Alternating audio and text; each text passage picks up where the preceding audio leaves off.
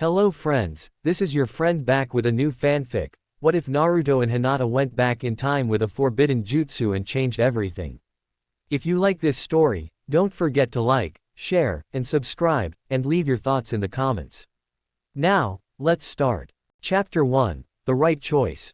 10 years, it was hard for him to believe, but it had truly been a decade since the Fourth Shinobi World War had begun. The man leaned back against the trunk of a tree, lost in his memories as he watched the sunset.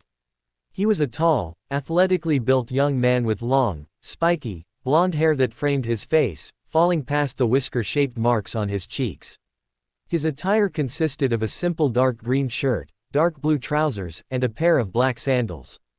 His allied shinobi forces Hitai-8 was worn over his forehead and across the left eye that even the regenerative powers of the Kyuubi were unable to replace after it had been gouged out during one of the more recent battles of the war, though his healing abilities had saved him from carrying any scars. It was a habit, he supposed, that he'd copied from his late teacher. Although he'd long since stopped wearing his leaf Hitai-8 out of respect for what the Shinobi Alliance had symbolized, he always carried it with him as a reminder of those who had first believed in him, and of his love for a home that he had not seen in years. Over the rest of his attire, he wore a black haori with stylized orange flames across the bottom hem. A swirling whirlpool-like design was emblazoned in red across the back as homage to his maternal clan. Partially concealed beneath his cloak, strapped to his waist, was a pair of combat knives. They were masterfully crafted, among some of Tenten's finest creations. The black hilts had been made with practicality in mind as they were able to be held comfortably in either a normal or reversed hand grip.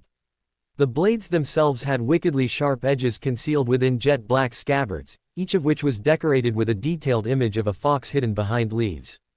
The material that made up the knives was specially treated to be stronger, more durable and able to channel chakra.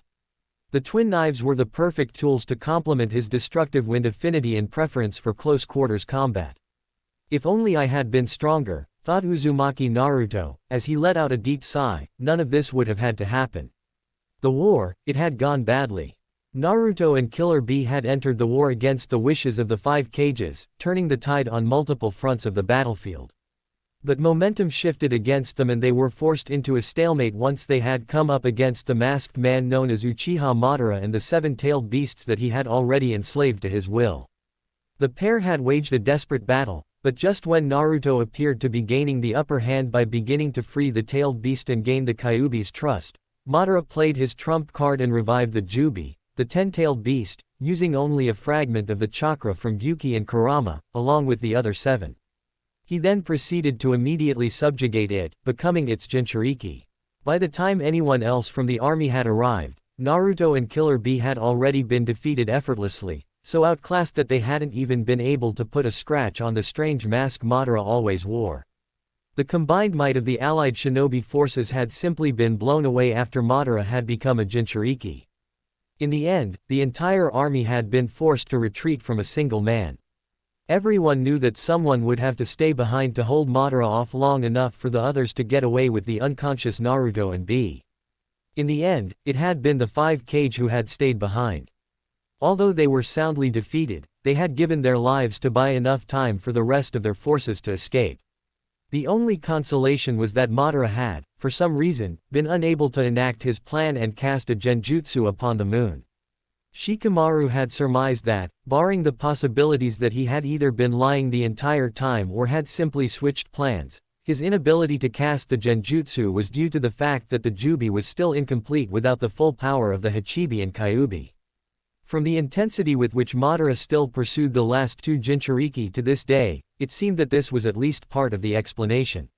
Naruto had secretly wished that he could simply kill himself to end such a large threat to the world, despite how he knew it would make his friends feel. However, since Kurama would simply be reborn somewhere else where he would be much easier to find and capture, Naruto had to fight back by evading capture and striking back whenever he could. The years had not been kind to the allied forces.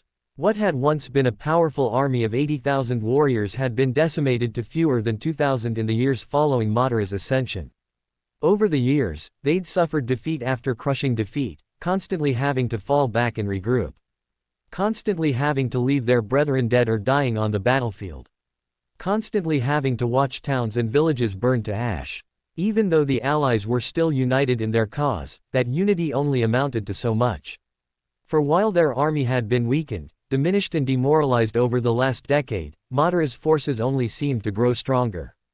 Despite the loss of Kabuto, who the Allies later learned had been defeated by Sasuke and a reincarnated Itachi, and nearly all of the White Zetsu, Madara still had a massive and powerful army to be reckoned with.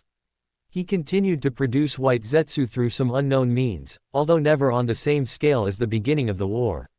Furthermore, he had even managed to recruit ninja from some of the smaller hidden villages that were too terrified to resist him after his victory over the 5 great villages that composed the Allied forces. The Allies had tried their best to keep going.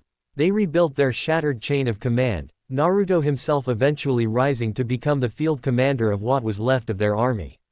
The alliance harried Madara's forces, constantly staying mobile, while they engaged in guerrilla tactics and sabotage to damage the villages and territories under his control. Unfortunately, this simply wasn't enough, and the Allies continued to lose more ninja as time wore on. These losses were what hurt Naruto the most. He had spent his entire life trying to be recognized and accepted by those around him. He had believed that if he pushed himself enough, believed in himself enough, he could achieve his dreams and protect those precious to him. The losses of Kakashi, Iruka, Sakura and so many others to the war had taught him otherwise. At this point, even though he would never admit it, he was starting to wonder if he would even be able to save any of those who were still left. And now with Madara finally managing to find our base, Naruto reflected wearily, it looks like the rest of us may have finally run out of time. I suppose we should be thankful that it's taken him this long. After their disastrous defeat at the beginning of the war, they'd needed a refuge from which to organize their resistance efforts, as well as a place large enough to protect the civilians that had been evacuated before Madara destroyed the 5 great ninja villages. They'd decided on using Mount Myoboku, the home of the ninja toads, as their main base. Overall, the sanctuary had served its purpose well, becoming the only true safe haven for the Alliance. They'd had other bases in the beginning, of course, and some had even managed to remain undetected for years, but now this mountain was all that was left. The only reason Myoboku had survived as long as it had was due to the fact that it was so well hidden in at least a few weeks' travel from any human settlements unless there was a toad summoner to facilitate travel. But even the best of secrets can only be kept for so long, and Madara had finally managed to track down their location. It had taken his forces the better part of a year to navigate the uncharted lands around the mountain once they had found the Allies' approximate location. Now, however, the enemy army was finally closing in, a few days away at most. The Allies could try to run, and some would most certainly get away, but there was simply nowhere left to hide. I wish we had more of a plan than what that old toad Fukusaku has cooked up. It's crazy and reckless, even for me, he mused. Shikamaru says that it may be the only choice we have left though. I wish you were still here, father, Jiraiya-sensei, you'd both know what to do, wouldn't you? Despite the hopelessness and adversity of the situation he knew, deep down, that he would not give up. He couldn't give up. There was still something worth fighting for. As if on cue, Naruto sensed a presence to his right and smiled. Well, at least there's still one good thing left in this world, he thought as he turned towards his wife. Hey, Hinata, Naruto said, mood brightening, what brings you here? Like Naruto, Uzumaki Hinata had changed in appearance over the past 10 years. She also had an athletic build, though she was not as muscular as her husband.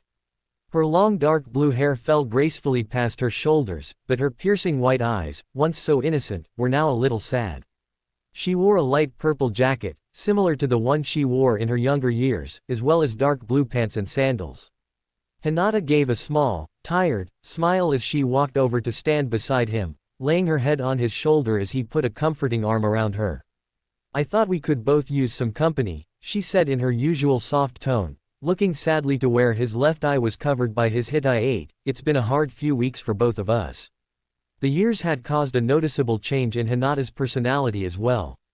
Although she was still soft-spoken, she now radiated an air of quiet confidence and strength that was in stark contrast to the innocent shyness she once possessed. In fact, though few would guess by looking at her, she had authority equal to her husband's as the commander of reconnaissance, infiltration and special operations for the Allied forces. The war had left few unscathed, however, and like Naruto, there was always a touch of melancholy to her. Recently, though, she had become noticeably more downcast than before. It was little surprise, considering that she was now the last of the Hyuga clan. A gentle wind swirled through the tall canopy of trees above them, rustling the leaves. Naruto closed his eyes, as he leaned back once again. I was just taking some time to think, he admitted. But you know I can always use your company, he added teasingly. They stood there for a while, simply enjoying each other's company. Suddenly Naruto's sky blue eye turned red and his face grew feral. While this is nauseatingly cute, don't we have a meeting to go to? A new voice barked from Naruto. Hello Kurama, Hinata said as she lifted her head, rolling her eyes, as polite as always I see. Naruto's features curved to form an eerie grin. I am being polite, I haven't killed you yet, have I now? Kurama chuckled before Naruto's features faded back to normal. I hate it when he does that without asking, Naruto said with a twinge of annoyance. I think that's why he does it, she responded, sighing. Even though I'd love to stay here for the rest of the evening, he does have a point. Besides, he sort of ruined the moment. Naruto nodded. You'd think that becoming friends with us would have improved his attitude a bit more. Not in your dreams, runt, a voice rumbled within his mind, now hurry up. Stupid fox, Naruto muttered. Then, raising his voice, he said more loudly, let's go, Hinata. She nodded and they started off to meet with the others. As the couple walked in silence along the path they maintained a slow and measured pace, the soft grass crunching underfoot. So, Hinata began slowly as they neared the building in which they were to meet with the others, are you still opposed to Shikamaru's recommendation? You know he's going to push it on us again, especially since this will be the last chance we will have to discuss the plan before we commit to it. Naruto gave a curt nod. Of course. Hinata hesitated. You know how I feel. It's not that I'm against the plan itself, it's just, the cost is so high, and we aren't even sure if it will work. She trailed off, but it's not like I like your solution any more than his. I know, Hinata. God knows I wouldn't like this plan if our places were switched. Hinata looked away, hiding the look of helplessness in her eyes. Naruto could sympathize. Time and again, the blonde-haired ninja had pulled off the impossible. He had become a legend because of it. But time travel. At best the idea was a desperate, far-fetched hope, even for him. It wasn't that he didn't think it wasn't worth trying, however. In fact, both he and Hinata agreed that it might be their last and only, real hope, despite the seemingly impossible odds. It was only by luck 2 weeks ago that Fukusaku had uncovered a withered, dust-covered scroll lost deep within the Toad's library that detailed how to perform the complex time travel technique. The problem was that the ancient jutsu that he had found required an immense amount of chakra. An entire tailed beast store of chakra to be exact. This meant that giving the amount of chakra necessary to power the jutsu would be draining to the point that doing so would kill the tailed beast's Jinchuriki host. Even then, there would only be enough energy to send back 2 people at most, with little more than the clothes on their back, and that was only if it even worked in the first place. This chakra cost was the reason why it had never been successfully used. This, in and of itself, wasn't a problem. Naruto was more than willing to make such a sacrifice for even the slightest chance of setting the world right. No, the problem was that Shikamaru had suggested sending Hinata and him back, saying that their strength, skills, and abilities, especially when working together, would offer the best probability of success. But, if he agreed with Shikamaru, then the sacrifice would have to fall to Killer Bee, and that was something he could not bring himself to allow. Unfortunately for Naruto, neither Bee, nor Gyuki, the Hachibi, seemed to share this sentiment. Although Hinata was not as close to Bee as Naruto, she also disliked the idea of their friend having to sacrifice himself to send the couple back in time. Unlike Naruto, however, she was also vehemently against the idea of her husband making the sacrifice. Still, she knew the sobering and inescapable truth. Regardless of her feelings, one life had to be forfeit to power the time travel technique. Naruto knew that she was simply too compassionate, too kind, to advocate that either her friend or her love die for the sake of the other. No, Naruto thought, there's no way I could ever agree if it was Hinata who had to be sacrificed. Still, you should know why this is necessary, why I have to be the one do this. I have to make up for my mistakes, no one else can die for me. No, she snapped, frustration and sadness flaring in equal measures. I know why a sacrifice is necessary. But if I have to watch you die right in front of me, it will not be because of your misplaced sense of guilt. Her voice lowered to a whisper. Our friend's deaths weren't your fault, her death wasn't your fault. I don't blame you and neither did she. If you'd only open your eyes, both of your eyes, you'd see that you have nothing to atone for. Naruto's shoulders sagged. You're right, Hinata, I know that it's not really my fault, and believe me I don't want to die. Not yet. It's just that sometimes I just wish I could have saved them. And this, he paused, this may actually be a real second chance to set things right. And I'd pay any price for that. I just want it to be me who pays that price and not another of my friends. I know, she said, I just need you to remember that you have nothing to atone for. We both know who's to blame for this. It was a conversation they'd had several times before, each having been at one time or another the one trying to console the other. Each trying to lighten the other's burden when the deaths of so many friends and loved ones over the years weighed too heavily on their mind. They finally reached the wood and stone meeting building and paused outside of it. Naruto gave her a small smile. What would I possibly do without you? He thought to himself. I'll remember, Hinata, for your sake. As they turned to walk inside, Naruto slowly lifted his Hitai-8, revealing a white eye exactly like his wife's. So quietly that he could just barely hear, he heard his wife whisper her sister's name. Hinata followed Naruto towards the meeting room, barely paying attention to anything other than her own chaotic thoughts. Despite the front she tried to put up for her husband, she was on the verge of breaking down. She had always known that it was possible for either of them to die any time, especially during the war, but it had always seemed a distant worry somehow. Now, however, her worst fear was staring her right in the face, and she wasn't sure how much longer she could handle it. Her sister's death a month ago had already shaken her to the core, and if she lost Naruto, she would fall apart.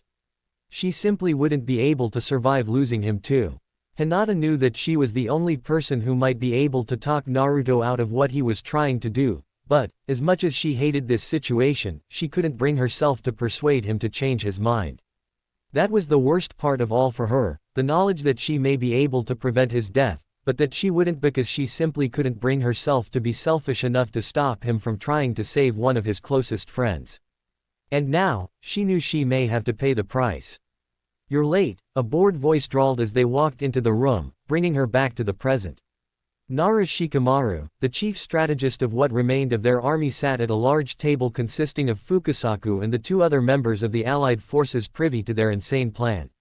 We're very sorry Shikamaru-kun, Hinata said with a bow while Naruto stood looking slightly embarrassed. Physically, the strategist had changed little over the 10 years, though he looked much more like his father than before. However, mentally, he had grown a great deal, coming into his own as a leader with authority equal to both Naruto and Hinata's. It's fine, Shikamaru sighed as the latecomers took their seats, we were just continuing the same discussion as before. Basically, we've agreed, again, that we should send you two back, even though the Dobi won't stop complaining about it, Sasuke said nonchalantly as he turned his closed eyes to the pair. Uchiha Sasuke had, for better or worse, decided to defect from Madara's side for reasons he still wouldn't confess during the beginnings of the war. Though she had not trusted him at first, and probably never would be able to fully trust him again considering the amount of times he had tried to kill Naruto, Hinata had to admit that Sasuke had, if nothing else, proven himself a great asset to their cause. Defeating Kabuto and neutralizing his reincarnated army had most likely saved them from being utterly destroyed within months of their initial disastrous defeat. Further, he had been the one to bring Naruto and Bi to safety after they had been defeated by Madara. He had been forced to use Izanagi twice, sacrificing both of his eyes, to keep the two protected from Madara's initial attacks long enough for the cages to begin to repulse him. Even without his treasured eyes, however, he was still a formidable fighter and still continued to take on various missions. Not the words I would have used, but the boy is right, croaked the elder toad, Fukasaku. Besides Naruto boy, you must remember that you are the child of destiny, and I believe the prophecy has not yet come to pass, you must not let your emotions cloud your view of the greater picture. Stop being a fool, it's not cool, Naruto. Killer Bee rapped. Of the 5 ninja present in the room, B had seemingly changed the least over the years. He was, in many ways, still the same boisterous, muscular and accomplished warrior with the aggravating hobby of creating bad rap lyrics. Still, to those who knew him well, like her husband, there were times when his personality would shift slightly and one could get a brief glimpse of his all-consuming anger and desire to bring the man who slaughtered his brother and students to justice. No, Naruto stated simply, already exasperated after a week of having the same debate. I've already told you hundreds of times that I will not agree to this. Isn't it enough that I have to abandon our army right before our last stand, because this is our only real hope left? Do you really expect me to let someone else die for me too? And B, Naruto added with frustration, how can you treat your own death so casually? This isn't something to rap about. It isn't a joke. I can treat my death casually for the same reason you can, Naruto, B said with an uncharacteristically quiet voice, because, like you, I would do anything for a chance to save all the friends I've lost. Besides, Sasuke interjected, if this really does somehow manage to work, B won't actually die. Or at least the past version of him won't. Then why can't you let me be the one to take that risk? Naruto asked. Calm down Naruto, this is our last meeting and we don't have the time for this fight anymore, Shikamaru said tiredly. I've already explained this to you. This decision isn't about who lives and who dies or even about our army anymore. You have to understand that time travel is very troublesome. I can only make basic, short-term plans of what to do for whoever goes back. There are simply too many effects the slightest action could have on history for me to account for all the variables. He paused for a moment. You two are among the strongest ninja we have, especially when working together. Honestly, with your ability to turn impossible situations into victories and with Hinata there to help you and to keep you from doing anything stupid, I think you two are the last, best, chance we have. The war is lost. We're due to be attacked any day now, all that's left is to make our last stand. You know that if I didn't think this was our only real chance, I wouldn't suggest we send 2 of our best commanders away right when we needed them the most. Naruto was silent for a moment. I'm sorry Shikamaru, I just can't, he whispered. And you, Kurama, he said, still looking at Naruto, do you have anything to add? Naruto gave a wild grin. While I'd rather not deal with the inconvenience the pup's death would cause, I'd never hear the end of it if I stopped him. Besides, I can't leave this to Gyuki. He said with amusement, who knows if that weakling even has enough chakra to power the jutsu without 9 tails. Shikamaru sighed, Hinata, what about you? You haven't spoken at all yet. Hinata looked down. This was it. The moment she'd been dreading. Her last chance to try and save her husband's life. Forgive me, she thought as she raised her head, barely holding back tears. I see your point Shikamaru-kun, and you may even be right. But, she hesitated, in this, I cannot side with you, she finally whispered. There was a pause for a moment as the finality of their decision weighed on those present within the room. I suppose I never really did expect you to agree, Shikamaru said with uncharacteristic sadness, as he folded his hands in his lap. You both always did put others before yourselves, especially your friends, maybe that's why I think you'll do so well. Suddenly, Naruto and Hinata froze, unable to move. Hinata's eyes widened with realization. Shikamaru and the others already made their decision, she thought frantically. They weren't planning on letting Naruto actually go through with being the power source for the jutsu, this was just a last attempt to get us to agree willingly. Shadow possession complete, Shikamaru said smoothly, raising his hands back into view. Shit. Naruto thought his teeth gritted, desperately trying to regain control. Damn it Shikamaru, what the hell do you think you're doing? Naruto roared. Making the right choice, Shikamaru said simply, as he walked away from the table, Naruto and Hinata unwillingly mirroring his movements. Naruto's body flared with yellow energy as his chakra cloak formed around him. Before Naruto could attempt to break free, however, Fukasaku quickly flashed through some hand signs. Doten, swamp of the underworld, the old toad stated quietly, sinking Naruto and Hinata into the floor. Killer Bee then sprouted several octopus tentacles, wrapping them around the two and trapping them even further, while Sasuke simply stood by, ready to act if they made even the least bit of headway in freeing themselves. Naruto looked over and saw that Hinata was having as much trouble trying to get out as he was. "Have all of you gone crazy?" Naruto shouted, still trying to break free. "No," Sasuke stated calmly, "we're just making sure that we take best chance we have to prevent this nightmare." Fukasaku quickly began placing seals around the floor in a complicated design. "I'm sorry it's come to this, Naruto boy, but we can't afford to let you have your way," he said with a hint of regret as he began a complicated series of hand signs. "Not this time." B began to glow, and then purple chakra shot from him and began to swirl around Hinata and Naruto. Shikamaru and B released their hold on the pair, but they were still trapped within jutsu Fukasaku was performing. "Shikamaru-kun," Hinata said softly, as she ceased her now pointless struggling to look into his eyes. "To force us to be the ones to do this, to save our lives instead of another's, do you really believe in us that much?" "I do," Shikamaru responded, without hesitation. "For what it's worth, I'm sorry we had to take this choice out of your hands. I hate to say it, pup, but I think we may be taking this trip after all," Kurama growled in Naruto's mind. Naruto released his chakra cloak and slumped, defeated. He had been prepared to make one last sacrifice to save his friends, and here he was, forced to let one of them die instead. "I may be blind, but I still know that look on your face, Dobi," Sasuke said. "This is not you failing to save a friend, this is your friends forcing you to be smart for once. Anyway," he added, "like I've already said, if this works out then none of us have to die."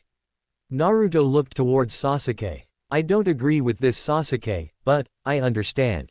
B glowed brighter and brighter, flaring like a miniature sun. The amount of chakra being released was incredible. "I'm getting close to the end of the jutsu, if you have any last pieces of advice, now's the time," Fukasaku announced gruffly. "First, I have warning for you three. I am not certain exactly what state you will be in when you return to the past. However, based upon my research I believe that you will most likely be separate entities from your past selves with all of your abilities intact, except, perhaps for your summoning contracts, which you may have to re-obtain. As for the Kyuubi, he will most likely survive the ordeal, though beyond that, I cannot predict what effects this jutsu will have upon a tailed beast since it was never designed with one in mind. Lastly, be careful, there's no telling how difficult a trip through time might be. As for my advice, all I have to say is this, remember the prophecy, Naruto, remember that you can still change this world for the better." Shikamaru stepped forward resolutely. "There's little I can suggest for you to do," Shikamaru began. "Like I said, this situation is troublesome. Fukasaku is sending you back to a bit before the Chunin exams, since that was when things began to fall apart. You should start by talking to the third and asking him for help. Remember that since we never did see Madara try to perform that ridiculous genjutsu, we still don't know if that really was his ultimate goal or if he was just lying and had something completely different up his sleeve, but it doesn't really matter. Either way, the keys to his plan are the 9 Jinchuriki, including Naruto. If you can find a way to protect them from Madara, you should be able to stop his plans." Naruto and Hinata nodded in acknowledgement, each with a look of determination on their face. Sasuke turned his sightless gaze towards Naruto, and for a moment, he felt like he could once again see his rival's piercing red eyes. It was not in Sasuke's nature to ask for help, but Naruto understood. He would do his best to stop Sasuke from making the same mistakes again. He wouldn't let him run off to Orochimaru or kill his brother. "If I can, I will," Naruto said solemnly. Sasuke nodded, "Thank you." Naruto turned his head towards B. The muscular ninja was floating 10 meters off the ground, surrounded by a nearly blinding corona of purple light. Naruto could see that he was beginning to pale and weaken. "B, I'm sorry," he whispered guiltily. "D, don't be whack. Just make it B back." Killer B rapped, his voice hoarse and cracking with effort. "And be sure you two kill that B bastard and save the cloud for me and Hachibi." "Don't doubt it," Naruto said with a slight grin. B's grin deepened as the light faded from his eyes and his face went slack. Shikamaru caught his body as it fell towards the ground.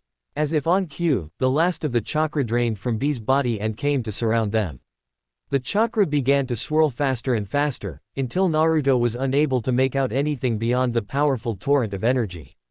Naruto grasped Hinata's hand and looked towards her. As he looked deep into her eyes, he knew they were thinking the same thing. They may not have chosen this path, but they would not fail and they would never give up. After all, now they had everything to fight for. The torrent of chakra began to rage and howl, louder and louder, until suddenly the sound ceased and everything faded to black. Chapter 2, The Arrival. What a weird dream, Hinata thought blearily as she began to regain consciousness. She stretched out in the grass, trying to wake herself up. Grass. That's odd. She slowly opened her eyes and what she saw jolted her back to full awareness. Rather than the bedroom she'd been expecting, she was in the middle of a dense forest. Wait, the jutsu, she thought, scrambling to her feet as her most recent memories surged to the forefront of her mind. Did it work? It definitely did something. Just then, she noticed Naruto beside her, still asleep. She knelt next to him and tried to wake him. Naruto. Naruto. Wake up, she insisted as she shook him. Hinata. What is it? He asked groggily. I think it may have worked. Huh? What were? He stopped mid-sentence as his eyes shot open. Where are we? Are we back? He demanded, jumping to his feet. I'm not sure yet, but if it did actually work we should be somewhere near Konoha. She gazed up at the blue sky overhead. Let's check, she said. She quickly stood up and began to jump to the tops of the trees, Naruto close behind her. Please be here, please be here, please be here, thought Hinata desperately. She burst through the canopy and began to look around for her former home. Hinata froze. I can't believe it, Naruto whispered as he came up beside her. There in the distance, no more than a few kilometers away, was the Hidden Leaf Village, completely intact. The monument, she whispered, as her eyes began to water. Tsunade-sama's face isn't there. It worked, Naruto exclaimed, pulling her into a hug. Thank God, it worked, he choked. Hinata was at a loss for words. She had hoped that their plan would succeed, but until now, she honestly thought it was little more than a desperate fantasy. We can save them, she sobbed, gripping her husband, our home, our friends, we can save them, we can change things this time. They stayed that way for few minutes, too stunned to do more than hold on to each other and pray that it wasn't all just a dream. Hinata wiped her eyes, smiling as they pulled apart, truly hopeful for the first time in years. Let's get down from here, the last thing we need is to get spotted now. Good idea, Naruto nodded. They jumped down from the treetops and settled into the shadow of a large oak. So, Hinata began, what now? Naruto leaned against the tree and thought. I think we should follow Shikamaru's suggestion, he said. We need to find at least one other person to help us and the old man's probably our best bet. Agreed, but still, there's the matter of getting into the village itself. She paused. We could probably sneak past the patrols closer to the village and at the gate, but I'm not sure about reaching the Hokage himself. He's sure to have at least a few guards besides the ones we saw and they're bound to be far from incompetent. While I'm sure we could incapacitate them, I doubt that acting like would do much to help us make our case. You're right, we need to find a way to get a private audience somehow. We also need to figure out exactly when we were sent to. We may be back in the past, but that's no guarantee that we're exactly where Fukusaku aimed to send us. That's a good point too, she hesitated. The biggest problem, though, is our appearance. I doubt anyone would be able to connect us to our past selves. It's just too unrealistic to be believable, even if it is the truth. Still, you look too much like your father, and I look too much like a Hyuga for us to be able to simply ignore it. Most importantly, our eyes, Naruto, we have to hide our eyes. If my father even suspected that the Hyuga's Byakugan had been obtained by anyone outside the clan, he would be furious. And as far as he knows, we're both outside of the clan. Why does everything have to be so difficult? He sighed. At least my mother's clan isn't in Konoha to complicate things as well. Naruto paused. Wait, that's it. Hinata looked at him quizzically. What do you mean? My mother's clan, the Uzumaki, they were one of the most prominent clans of Uzushiogakure in the Land of Whirlpools. The village was destroyed in the Third Shinobi World War, but the village, especially the Uzumaki, had always had close ties to Konoha. If we say that we were survivors from the village that have come to join the Leaf, it should be enough of an excuse to at least get to see the old man. It would also explain why two unknown, highly trained ninja would suddenly want to join the Leaf instead of another village. That's perfect actually, Hinata smiled. I hadn't considered that type of approach, though we will have to be careful when anyone asks what we did during the time between the village's destruction and now. Also, only you should be a hereditary member of the clan. Even though it doesn't affect what we're trying to do, I'd rather our story include the fact that we're married instead of siblings or relatives. She sighed. Still, there's the matter of actually disguising our appearance. A simple transformation would be too unreliable. Actually, I have a solution to that problem as well, Naruto explained with pride. You don't mean, you actually managed to create that seal? Naruto chuckled, pushing himself off of the tree trunk. I finished it a few weeks ago, but we were so busy with this mess that I never had a chance to tell you. Are you really that surprised? You were the one who asked me to create it for your infiltration teams after all. Hinata laughed. Fair enough. Regardless, it's impressive, especially considering you never had much formal training in Fuinjutsu in the first place. How effective is it? Naruto shrugged. Effective enough. I'd say it's pretty much on par with whatever it was that Granny Tsunade did. As far as I know, it's virtually undetectable, will stay active even without conscious effort, and will still work while we're asleep. There are three main problems though. First, it will constantly feed of your chakra to keep active. Not that much, at least, not for ninja of our level, but it would still be a disadvantage in battle. Also, that means that if you don't have enough energy to sustain it, the transformation will fade. Second, you're limited to only one appearance, so you'd have to remove and reapply the seal to change how you look. Last, the seal will still be visible even during the transformation, though since I invented it, no one will know what its purpose is. He paused. Also, there's one more thing. It wouldn't normally be too much of an issue, but the actual creation of the seal is draining, so it'd be dangerous to do in the field. I see, Hinata said, nodding. Still, even with those drawbacks, that seal should be more than enough. She thought for a moment, recognizing a potential problem. We do have to test it though. If I can see through it with my Byakugan, it may make things more difficult. Naruto nodded. You're right. I guess I didn't have to take the Byakugan into account while I was working on it since your entire clan fought with us. Let's test it before we go any further then. He took a deep breath before beginning a series of hand seals. After about a minute, he finished and his right hand began to glow. Metamorphosis, he whispered as he pressed his hand into his left shoulder. An elaborate circular design began to form, spiraling out from where his palm met his shoulder. The shape shined brightly just as it was completed. After the light faded, it looked like nothing more significant than an intricate tattoo. Here we go, said Naruto, grinning at her. There was an explosion of smoke, but it was much larger and more powerful than the one that accompanied a normal transformation. When the smoke cleared, a new man was in the place of her husband, still wearing the same grin Naruto had seconds earlier. While his clothing was the same, his physical appearance was completely different. The whisker marks that were on his cheeks were now non-existent. His face was slightly different structurally and was a bit more angular and had more softness to it than Naruto had originally had. The most apparent change, however, was his hair. He had straight crimson hair that hung down to his shoulders, a bit of it framing the right side of his face. The only thing consistent with his original appearance, she noticed, were the striking blue eyes that always reminded her of a clear summer day, though now he had two instead of one. Naruto brushed a few strands of his new hair out of his eyes. So, what do you think? He asked in a voice that she'd never heard before. Well, she smirked, you look handsome. Not as good as the original, of course, but I think I can learn to live with it. Naruto laughed, though the sound had an edge of fatigue to it.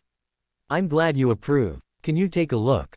Of course, just a second, Hinata said as she made a hand seal. Byakugan. Her range of vision increased exponentially, expanding outwards for miles in every direction.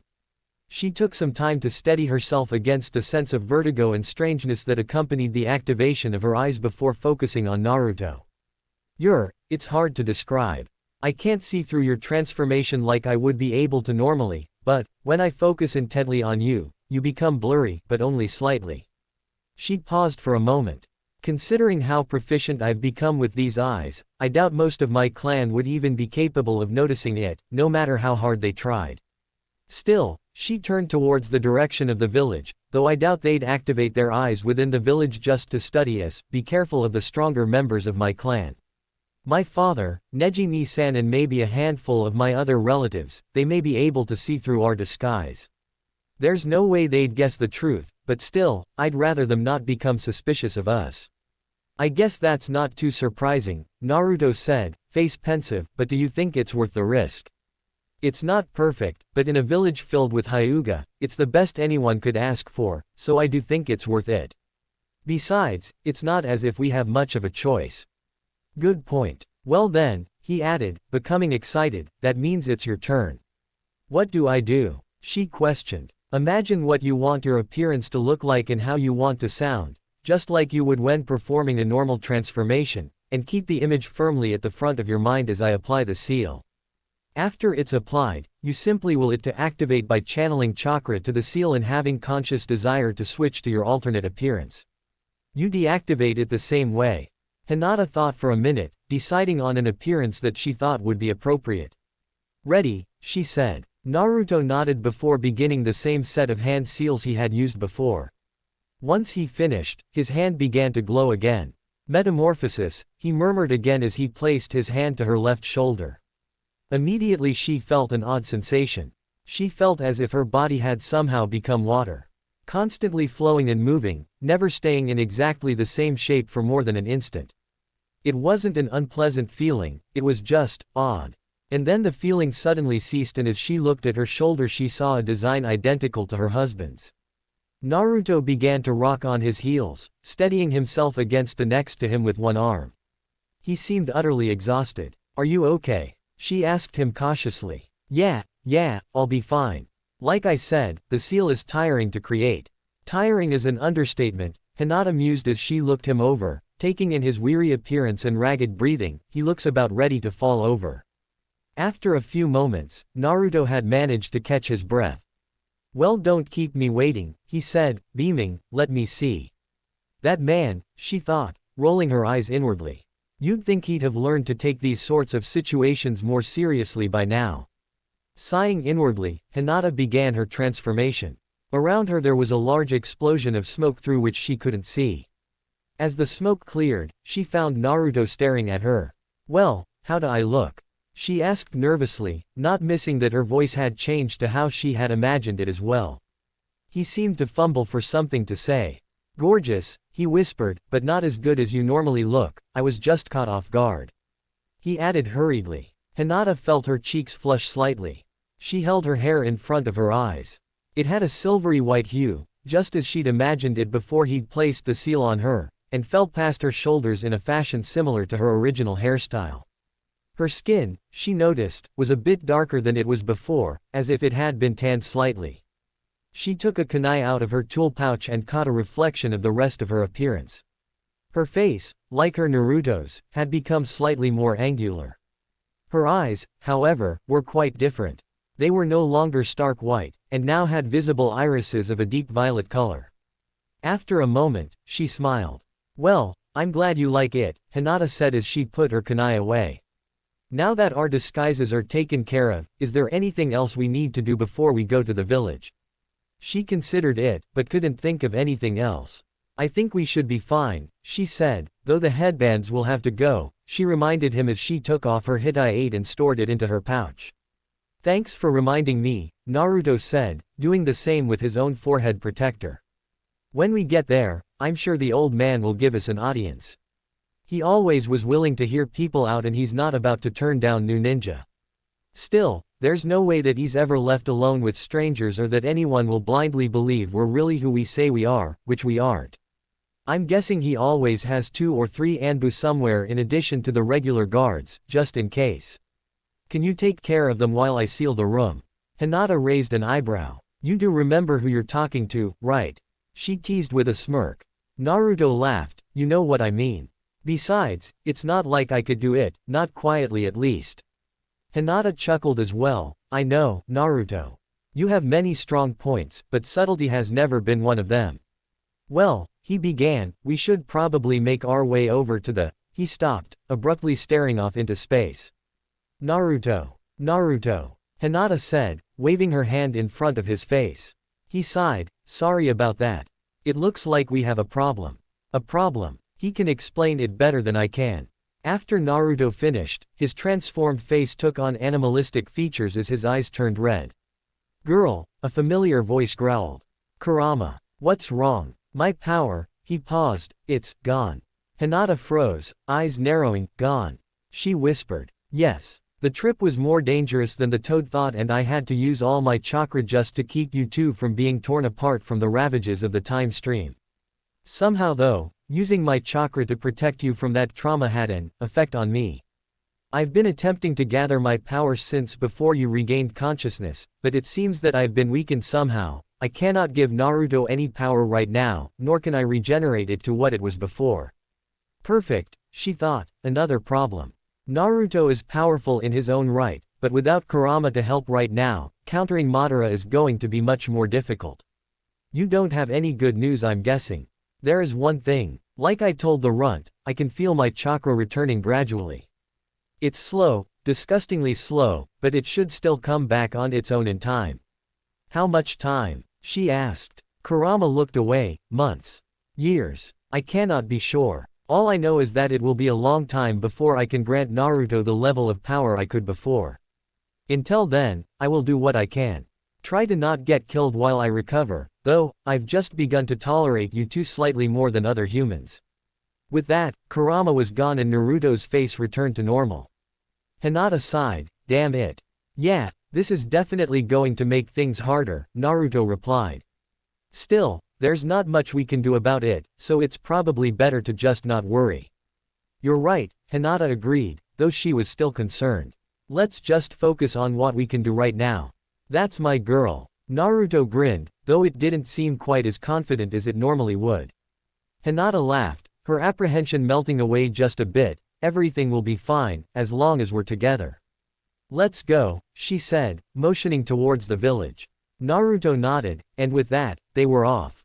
Naruto walked down the main street of the village, captivated by sights he'd never expected to see again. Well, that was easier than I'd expected it to be, he thought. Kotetsu and Izumo had been surprisingly willing to let them into the village. They'd simply sent a messenger to the Hokage Tower and told them to go there to await an audience. I guess this is what it means to live in peace. I'd almost forgotten. He looked over to his side. Hinata seemed just as out of place as he was. It's been so long it surprises me, he whispered. I feel the same, but it's nice, she said smiling. Naruto smiled as well. He couldn't disagree, it had been a long time since he had felt such a sense of solace. Hey, get back here, someone shouted. You'll never catch me, a child shouted back. Naruto looked towards the commotion. Hinata laughed next to him, it can't be. It is, Naruto said, facepalming. Running through the street right towards them was a young boy with bright blonde hair, carrying a bucket of paint and a brush. He ran past them laughing happily as he was chased by a pair of older ninja. I guess we know when we got sent back to now, Naruto said, embarrassed. I'm impressed you haven't gotten caught by those two yet. Well, he chuckled, I did have a lot of practice at pulling those pranks off. That one was definitely one of my favorites though. What are you doing, Naruto? A familiar voice yelled. Until that part, Naruto sighed. Was that Iruka-sensei? She asked. Yeah, he was usually the one who caught me. He always seemed to know where I was somehow, Naruto trailed off. Just then, they arrived at the Hokage Tower. It's just like I remembered it. Feels like old times, Hinata said, are you ready? As much as I'll ever be. If nothing else, it'll be good to see the old man again, Naruto said. He walked inside, Hinata right beside him. Honestly, Sarutobi thought, sighing, sometimes I wonder if I spend more time filling out paperwork than actually watching over my village. The third Hokage lit his pipe once again as he sat back in his chair. And today would have had such a light load, too, if Naruto hadn't decided to vandalize an entire mountain, he thought with annoyance. What am I going to do with that boy? I know he wants attention, but right now all he's doing is wasting his potential. Hokage-sama, a man said, opening the door to the room, the two ninja from Whirlpool have arrived. Thank you, Genma, please send them in. Yes sir, Genma replied. Well, he thought, at least this will be a welcome diversion. It's been some time since I've met anyone from Uzushiogakure, and even longer since any asked to join our ranks. And in Uzumaki, perhaps I should introduce them to Naruto if nothing else. As he contemplated this development, two individuals, a couple he recalled, entered the room. The man was striking. Sarutobi did not miss the characteristic red hair of the Uzumaki clan, as well as his piercing blue eyes. He wore a black cloak that seemed oddly similar to the one Sarutobi's successor had worn, though that couldn't be anything more than a coincidence. Strangely, however, the man's entire demeanor, while powerful, seemed to also hold a hint of playful mischievousness about him. He couldn't quite put his finger on why, but it somehow reminded him of another red-haired Uzumaki that he hadn't thought about in a long time. The woman, on the other hand, seemed to complement him perfectly. She had flowing, silvery white hair and glowing violet eyes. She was more graceful than he was, but the Hokage had no doubt that she was his equal in strength and ability. Both of them exuded a quiet sense of power and confidence. Furthermore, though he doubted many would be able to notice it, both of those in front of him had the unmistakable bearing of one who was experienced. Not just in training or fighting, but in war as well. These were individuals who knew the true meaning of loss and sacrifice. However, Sarutobi had seen veterans of the Third War who seemed to carry less of a weight on their shoulders than the two before him, and he wondered what, exactly, they had experienced to make them this way in a time of peace. Oddest of all, the Hokage noted, was how they looked at him. Though he only saw their reactions for a second before they were hidden, for some reason both looked as if they had seen a ghost. Uzumaki Sora and Uzumaki Naomi, correct. I am Sarutobi Hiruzen, the third Hokage. I must say, it is a pleasure to see survivors of your clan alive and well. It has been quite some time since I've had the chance to meet with one of you. Sora and Naomi bowed to him. It's a pleasure to speak to you as well, though, not one I'd have ever expected to have, Sora said. So, the Hokage replied, moving past the oddity of his statement, what brings you to Konoha? From what I understand, you wanted to join us. That and, another reason, he said. He looked towards his companion, Naomi, and she nodded at him. Sorry, Hokage-sama, but we need to speak with you privately, she said. Immediately, the woman began to move. The veins around the woman's eyes bulged out and she began performing a series of hand seals. It happened so quickly that Sarutobi couldn't react in time to stop them. As the woman finished, the Hokage felt a wave of power flow throughout the room. Just as she finished, the man threw a set of tags around the room, one for each of the 4 cardinal directions. He waited a few seconds, and then puffed one last time on his pipe before putting it down. Fuinjutsu, he asked. It appears to be quite skillfully done. I take it no one can hear or see us in here. The man inclined his head. You are correct. Well, considering that no one has come rushing in here, it looks like you've managed to put 3 of my Anbu members, in addition to my normal guards, under a genjutsu just long enough to seal the room, but not long enough for them to notice it. I must say, I'm impressed, he said as he rose unhurriedly from his chair. At this comment, the woman smirked. Well, I did have an excellent teacher, she said. I don't doubt that, it's rare to find a genjutsu master of such talent. He paused. You know, it's been quite some time since I've had an attempt on my life. I do wish you'd come some other time. Though, I've had a long few hours, he sighed. Well, let's get on with it, I don't have all day. At this, the two strangers shared a look. Then the man burst into laughter. What are you laughing at? Sarutobi asked, confused. Of all the actions he could imagine of facing a cage-level opponent, laughing seemed the least likely of all of them. Sora grinned. Now that you've mentioned it, I do wonder how well I'd match up to you. However, if we wanted to kill you, do you really think we'd walk into your office in broad daylight to do it? Sarutobi narrowed his eyes. Is there any other reason a random stranger would have for putting a seal on my office so my guards don't come rushing in? He has a point, Naomi said, shrugging, so much for trying not to look like. I guess you're right, he replied to her. We should probably just show him. Show me what? What are you talking about? Sarutobi asked. To this, Sora just smiled. Then there was a burst of smoke and 2 new people were standing in front of him. No, it can't be, the Hokage whispered. He paused, his thoughts in complete disarray. Minato? He asked, unable to hide his shock. After his initial surprise, Sarutobi brought himself to focus on the woman standing next to this man, finally noticing her stark white eyes. And are you a Hyuga? What is the meaning of this? The strange man, for the Hokage was now certain that Sora was not his true name, looked away. Well, you have one of us right, old man, she is a Hyuga, but no, I am not my father. The Hokage frowned at the way he was addressed, trying to mask his confusion. Father, do you really expect me to believe that Minato had a son? The man turned back towards him, grinning. Of course, old man, you did take care of me for the first 12 years of my life after all. I'm Naruto and this, he said, placing his hand on the woman's shoulder, is Hinata. The Hokage narrowed his eyes once again, not bothering to hide his skepticism. He did see the resemblance. Indeed, the man looked much like what Sarutobi would have imagined Naruto to look within the next 15 years or so.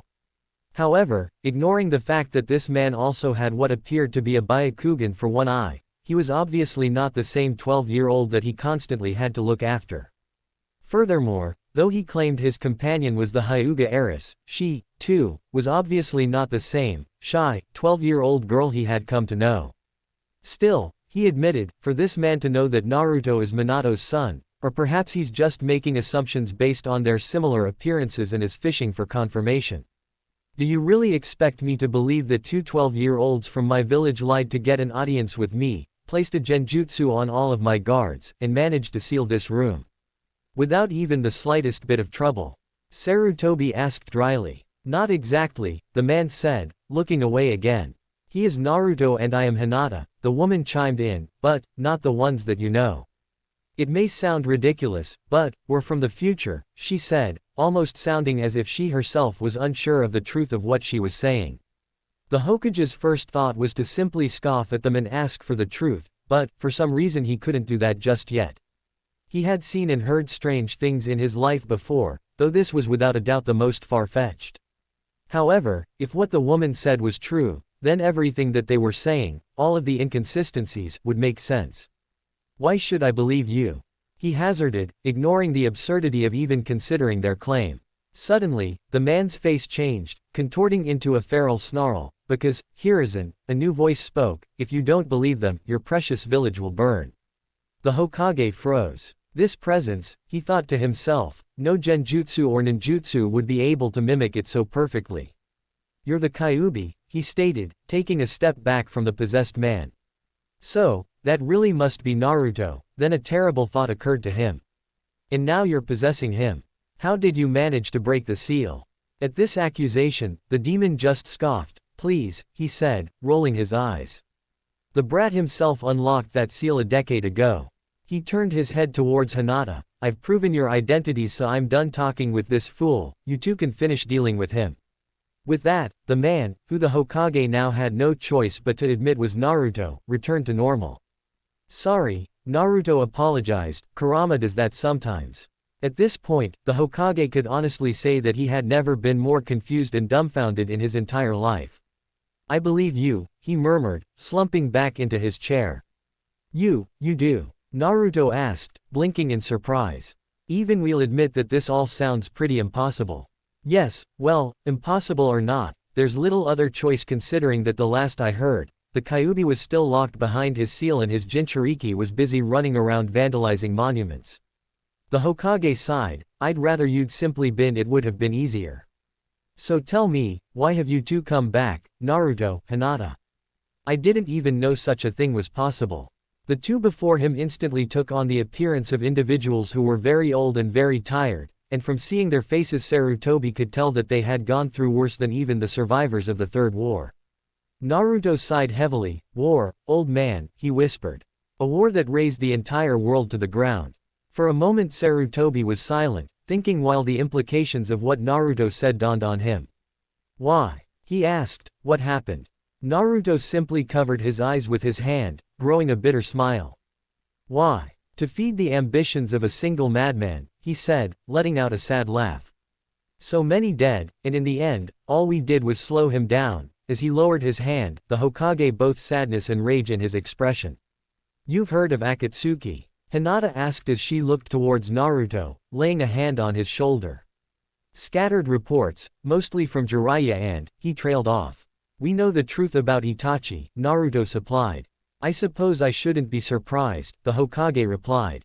But yes, I've received reports from Jiraiya and the occasional correspondence from Itachi, but other than their major objective I know little about the organization. Why? What did they have to do with this? They're the cause, Hinata said sadly, looking back towards the Hokage. Their leader is Uchiha Madara, and he was winner of the Fourth Shinobi World War.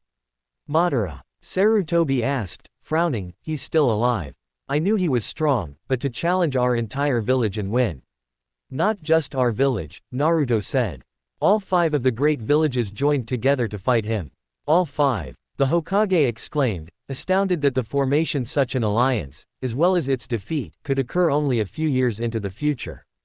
How could he possibly have defeated the power of all of the villages combined? This time Hinata answered. He couldn't normally. Though we'd killed most of the members of Akatsuki by then, they'd still managed to capture the first 7 of the tailed beasts. They'd also managed to obtain portions of the chakra from the Hachibi and Kurama. Somehow Madara was able to combine them to recreate the Jubi and become its Jinchuriki, effectively becoming a second sage of the 6 paths. He claimed his goal was to use all of this power to cast a genjutsu on the entire world, Naruto continued. For some reason though, he was never actually able to do it. Unless he changed his mind or was just lying the entire time, we think it must have had something to do with him being incomplete because he lacked 8 and 9 tails themselves. Either way, for the last 10 years our army struggled to fight back and find some way to defeat him, but we never could. Sending us back in time was the best chance we've had since the war first went downhill. 10 years. The Hokage thought to himself sadly, I became Hokage to protect these children from the horrors of war. It seems that I have failed them terribly on that account. Uchiha Madara, the sage of the 6 paths, the 10 tails. Sarutobi whispered, this all sounds so impossible, but, it's true isn't it? Naruto and Hinata both nodded. How long do we have? He asked. Thankfully, Akatsuki didn't begin to move in earnest until a couple of years from now in our time, and even then it was still quite a while before the war itself broke out, so we'll be able to prepare, Hinata answered. However, there are still other problems and dangers which hurt the leaf that we hope to prevent. Those began during the upcoming Chunin exams. I see, well it is good to know that we still have some time. However, I must also ask about the Kyuubi, Kurama you called him, did you really unlock his seal? I did, Naruto replied. But to be honest, I trust Kurama with my life. There's no way I would have survived this past decade without his help. Then Hinata spoke up. Furthermore, Kurama didn't attack the village of his own will. It was Madara who'd initially released him from Kushina. He also used his Sharingan to control Kurama and force him to attack the village. I see, the Hokage murmured. That certainly does answer some questions I had from that night. As he studied the faces of those in front of him, he remembered something. Also, Naruto. That eye of yours, Sarutobi finished, letting the question remain unspoken. Naruto reflexively reached up towards his left eye, before turning away. Hinata looked towards him with a sad expression on her face. It was a parting gift, from Hanabi, he answered quietly. Sarutobi was quiet, studying the young man for a moment. His grief is still fresh, he obviously hasn't had that eye for very long, but, I can't help but wonder why he seems to feel so guilty. What do you plan to do? The Hokage asked them, changing the subject. Naruto looked towards him resolutely, determination evident on his face. We'll fight. We'll win. He smiled. I'm not someone who gives up after just one try, even time can't stop me. Sarutobi nodded. Perhaps he hasn't changed as much as I'd thought. I'd never have expected myself to feel this way, but I'm happy for that. You've grown, Naruto, Sarutobi complimented. Tell me, did you ever achieve your dream? At this Naruto chuckled, rubbing the back of his head in embarrassment. To tell you the truth, old man, I never made it past Genin. Genin? Sarutobi asked, shocked. I was almost certain that he'd really managed to become Hokage. Hinata just sighed. No, he didn't, but that's only because he spent 2 years training with Jiraiya-san. After the war began, we didn't bother wasting time on unnecessary titles. But for some reason, she said, rolling her eyes as if she'd had to deal with this situation too many times before, he likes to conveniently forget that he was the field commander of our army, effectively making him the equivalent of a Kage in all but name.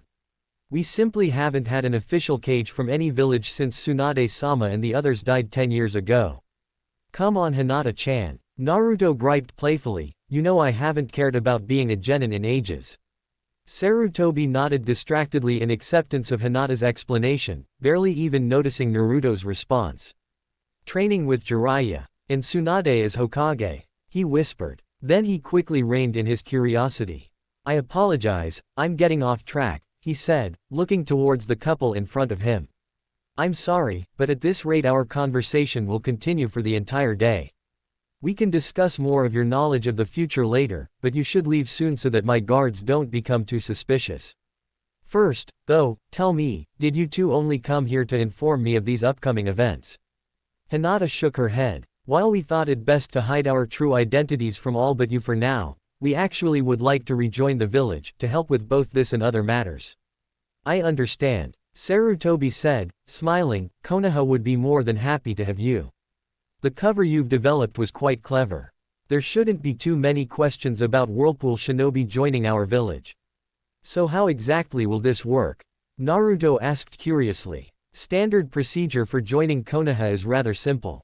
All shinobi who wish to join the village only need to obtain my approval, which I will give to you. After that, regardless of ability, all of these shinobi must serve a mandatory probationary period as a genin before they are eligible for promotion. The Hokage side, I apologize for this, especially given the fact that you are already Leaf Shinobi and are obviously among the most capable in the village, but I do not want to draw too much attention to you by excusing you from this requirement. Don't worry, Naruto assured him. Like Hinata said, we haven't put much emphasis on rank in a long time. Besides, he added as he looked out the window towards the village, I'm just glad to see my home again. I'm glad you understand. Still, know that I will promote you as soon as I am able. I wouldn't be so cruel as to make you two take the Chunin exams to progress. Furthermore, despite your official status as genin, you will still be assigned higher level missions due to your abilities and be compensated accordingly. Given the circumstances, I will also give you the autonomy to operate independently and do what you deem necessary to prevent this war that you've told me of. In the meantime, I'll trust you two to inform me of any important events or developments. Of course, Hinata replied, you can count on us. Before you leave, we'll have to make sure you have enough to live on for the time being. Take this, he said as he pulled a few envelopes from his desk. These are the equivalent to what you'd get for completing several S-ranked missions. You'll find enough money in there to support yourselves for the next few months while you get settled down and begin to complete your own missions. Naruto eyed the envelopes apprehensively. Old man. I insist, Sarutobi said. Besides, I'm sure you've more than earned it through the past 10 years. Thank you, Naruto said as he took the envelopes and put them away. Thank you Hokage-sama, Hinata repeated. We also need to find you somewhere to live as well. The village keeps empty housing for occasions such as this. You can take one of those to live in as long as you need to, he said as he began to look through his desk for a list of vacant homes.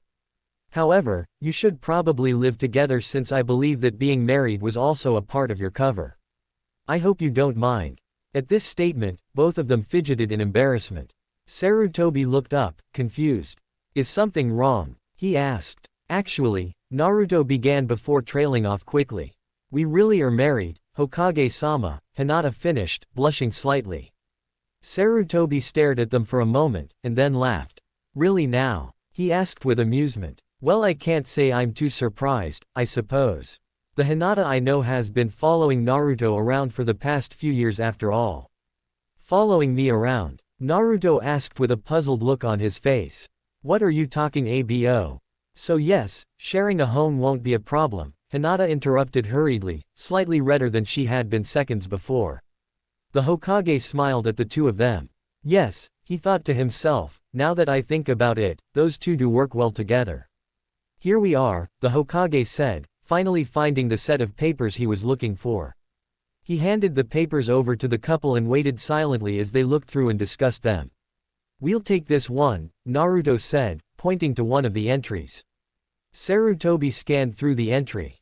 It was an apartment on the far end of the village, opposite the Hyuga estate. Ah, I couldn't detect it, but you're worried about your clan seeing through that henge of yours, aren't you? He said. Hinata nodded, yes. The technique we used is rather advanced, but someone skilled enough with the Byakugan may still be able to spot some abnormalities. I see, Sarutobi said, understanding her apprehension. That is a danger that is best avoided, especially with your eyes. Very well, this apartment also happens to be fully furnished, so that will make things easier as well. He filled out the necessary paperwork to allow the two ninja to live in the home, as well the forms necessary to grant them the status of genin within the village. These forms contain my approval for you to become ninja of the village and to live in the apartment you chose. Take them to the personnel office downstairs and they will take care of the rest. Thanks for everything you're doing, old man, Naruto answered. We're very grateful, Hinata affirmed. They both bowed. We'll leave for now, Naruto said, but we'll contact you if anything comes up. He paused. Also, it's not much to worry about, but I'm sorry about what my younger self is going to do tomorrow. All right, Sarutobi said warily. I wonder what he means by that. It's probably just some prank to celebrate his final exam. The Hokage watched as Naruto and Hinata transformed back into their disguises and took down the tags around his office. As they were about to open the door to leave, he remembered Naruto's earlier comment about never being promoted and stopped them. Naruto? He asked. Naruto and Hinata both stopped and turned towards him. I want you to know that I believe you would have made an excellent Hokage, had you been given the chance. Naruto stared at him for a moment, and then grinned. Thanks, old man. Really, it means a lot, but it's alright. It doesn't matter to me whether or not I'm a Hokage, all I really care about now is saving this village. The Hokage nodded in response and Naruto turned to go. But don't you see, Naruto? Sarutobi thought with a small smile as he watched the couple leave. That desire to save the village, regardless of fame or recognition, is exactly why you would have made such a good Hokage. I'm so proud of who you've become. As the door closed, Sarutobi calmly picked up his pipe and lit it, his paperwork forgotten, as he pondered what this day's events meant for the future of his beloved village. That went well, Hinata said a few minutes after they left the building. Yeah, Naruto agreed, Shikamaru was right, the old man definitely was the best person to talk to. He looked back towards the tower. What did you do to stop them from noticing us anyway? I used a subtle technique to misdirect their senses, she answered. I only made it strong enough so that your seals wouldn't be noticed, and only held it for a moment, so none of them noticed the change. That's amazing, Naruto complimented her. Sometimes I wish that I wasn't so horrible at genjutsu, it really does seem like it'd be useful. Hinata smirked. I have my tricks and you have yours, she reminded him teasingly, we're a team for a reason you know. Naruto chuckled, yeah, you're right. They walked in silence for a bit longer before Hinata remembered something. Now that I think about it, she began as they walked through an empty side street, why did you apologize to the Hokage right before we left?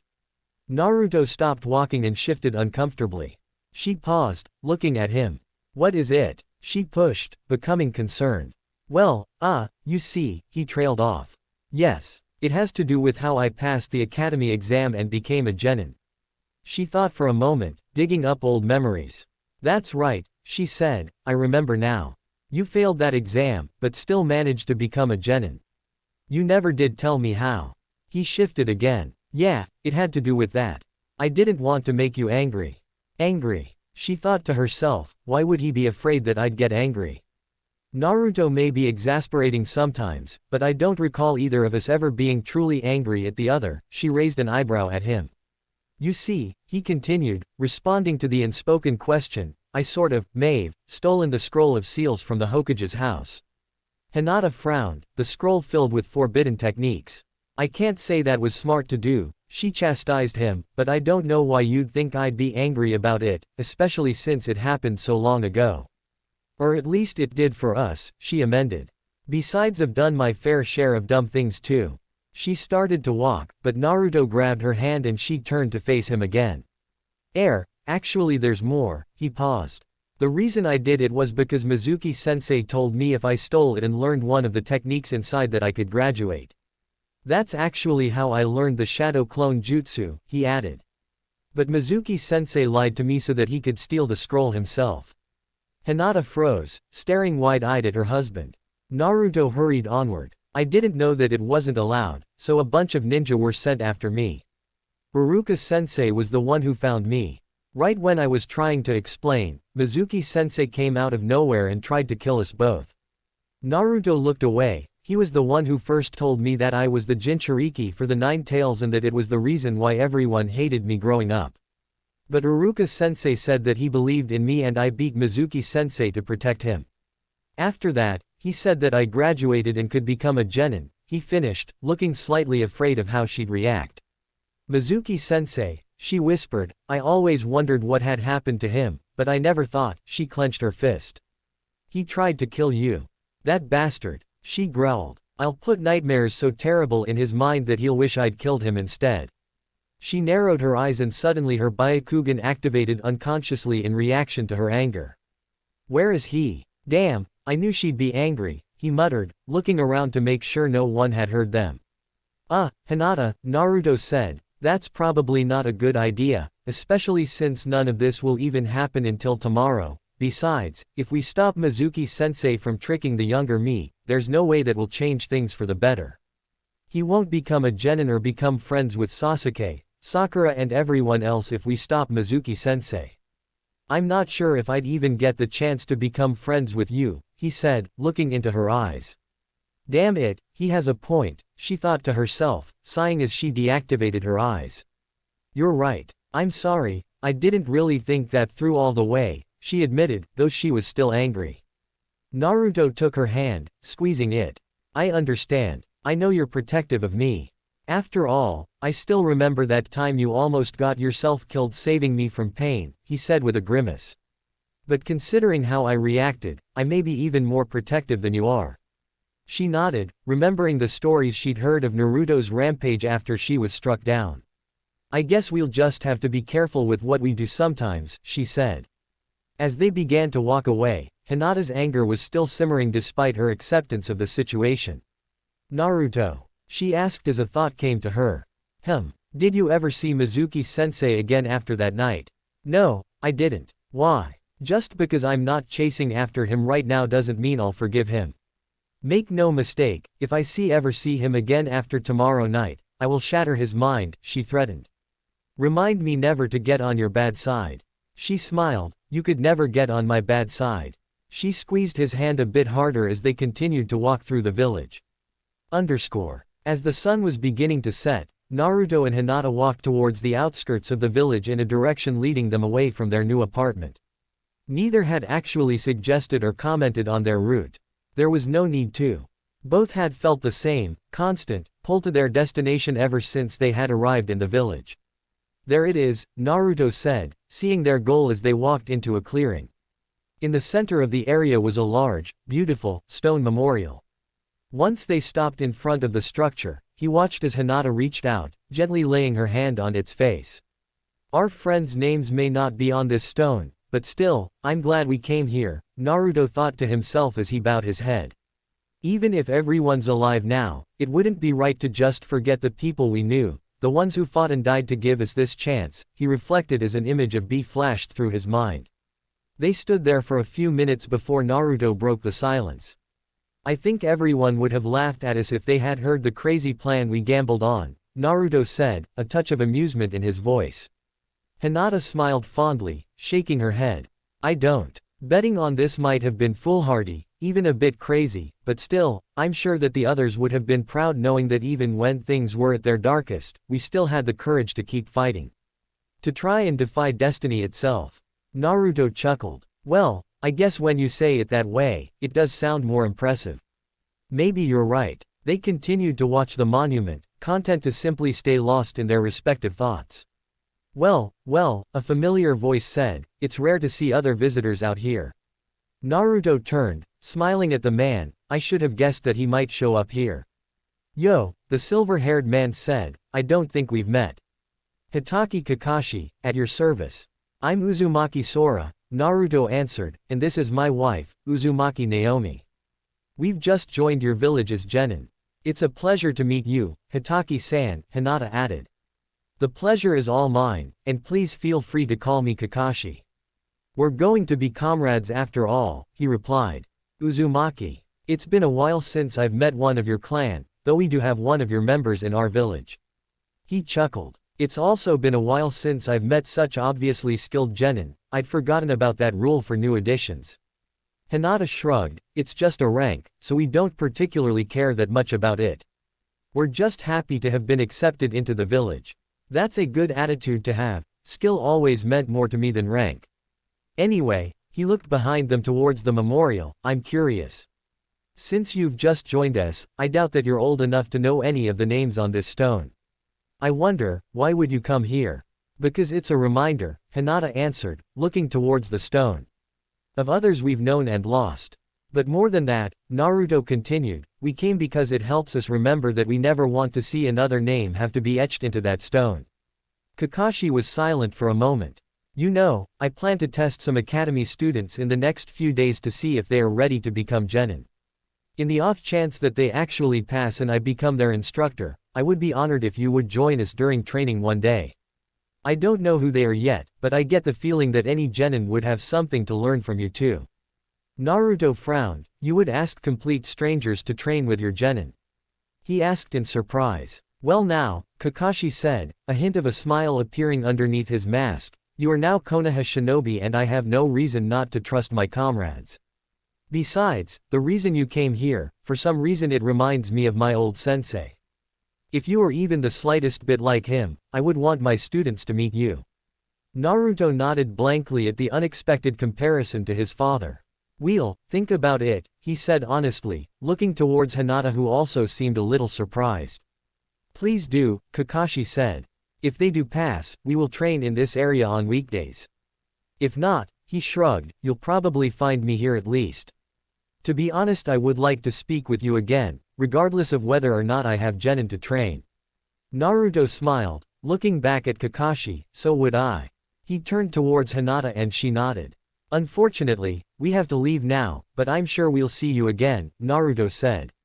It was nice to meet you, Hinata added. Kakashi nodded at them, you as well. Good night. He gave them a lazy salute, then turned back towards the stone to begin his silent vigil. With that, Naruto and Hinata left the clearing, walking in the direction of a home that they'd never dared hope to see again. That's it for this part of the story. If you want part 2, make sure to like, share, and subscribe to the channel. Comment below, should Naruto reveal the truth to anyone in the past, or stay hidden? See you in the next part.